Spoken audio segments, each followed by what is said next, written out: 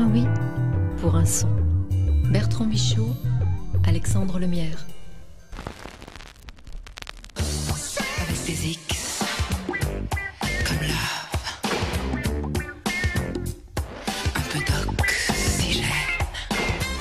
Bon, juste un petit effet de voix pour entendre. 1, 2, 3, 1, 2, 3.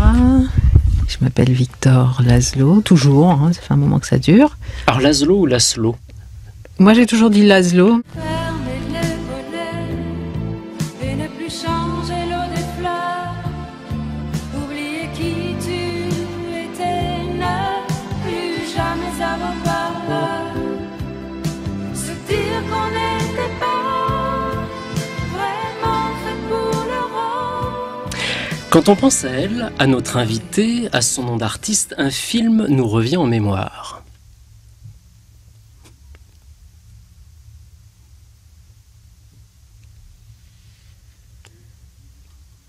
Pas en direct.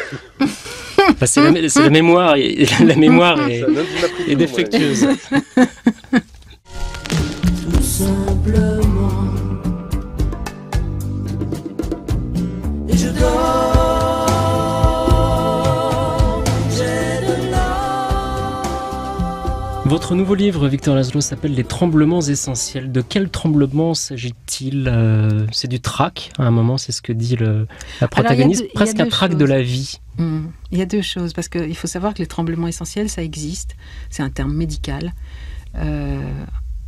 Pour la petite histoire, c'est mon généraliste, un jour, à qui je disais « Qu'est-ce que je peux faire pour ça? J'ai quand même pas la maladie de Parkinson. » Il me dit « Mais non, c'est pas grave, ce sont des tremblements essentiels. » Je trouvais ça tellement beau que je m'étais juré que ce serait un titre de livre. Mais en réalité, dans cette histoire-là, les tremblements essentiels sont ces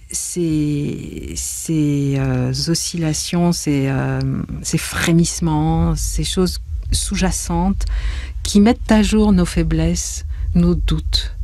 En fait, ce sont les failles dans lesquelles on rencontre l'être humain. Adieu, gueule d'amour.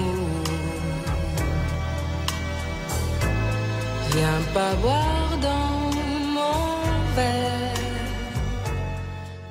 Qu'on vive dans un monde où la voix de l'homme est plus forte que celle de la femme, oui, parce que d'abord il parle plus fort, et moi j'ai tendance à me taire quand on parle fort, j'ai horreur de ça. Mais l'importance, le rayonnement et la maîtrise de l'être femme dans le monde aujourd'hui est fondamentale et magnifique. Donc c'est pour ça que j'ai revu mon idée de départ. Oui.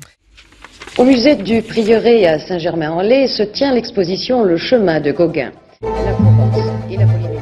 La pluie est traversière, elle bat de grain en grain quelques vieux chevaux blancs. The United States as a scene in which and about which one writes a big enough cut of it. I Am Nobody, Who Are You?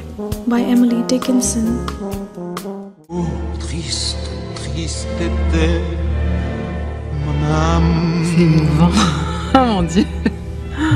C'est un cadeau, ça. C'est un vrai cadeau, merci. On retrouve tous ces artistes dans votre livre. Des peintres, Gauguin, Bacon, et puis des intellectuels, des écrivains. J'ai découvert, je ne connaissais pas Sandro Marais. Sandor Marais. Je ne le connais tellement pas que j'écorche son prénom. Magnifique. Écrivain hongrois. Mais c'est étrange parce que en réalité, j'ai la chair de poule. En réalité, je me rends pas compte. C'est en les voyant, en les entendant comme ça, qui prennent chair et que tout à coup, je me dis que dans ce roman sont enfermés, dans ces 250 pages, sont enfermés tous ces personnages qui n'ont a priori rien à voir les uns avec les autres et qui disent souvent la même chose. C'est terrible. Ça me fiche une chair de poule.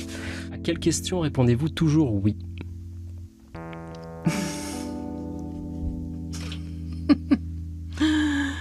Tu m'aimes. À quelle question aimeriez-vous que l'on vous réponde toujours oui? Celle-là.